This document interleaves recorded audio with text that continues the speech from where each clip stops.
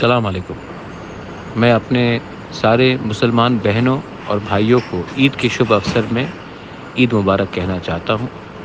ईद एक ऐसा त्योहार है जहाँ में हम एक दूसरे के घर में जाते हैं, बात करते हैं, गले मिलते हैं और हँसी और खुशी से एक संग इस देश में रहते हैं। आपका धर्म, आपका जो अस्तित्व है, उसको हम इज़्ज़त करते हैं और हमेशा मेरे पूर्वजों ने किया और मैं भी करता हूँ और ये परंपरा चलती रहेगी। फिर से सारे मुसलमान बहनों और भाइयों को मैं ईद मुबारक कहना चाहता हूँ। नमस्कार। अस्सलाम वालेकुम।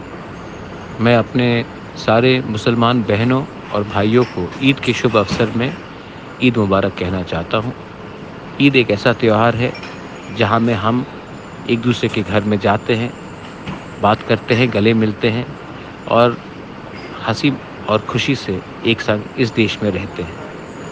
आपका धर्म, आपका जो अस्तित्व है, उसको हम इज़्ज़त करते हैं और हमेशा मेरे पूर्वजों ने किया और मैं भी करता हूँ और ये परंपरा चलती रहेगी। फिर से सारे मुसलमान बहनों और भाइयों को मैं ईद मुबारक कहना चाहता हूँ। नमस्कार।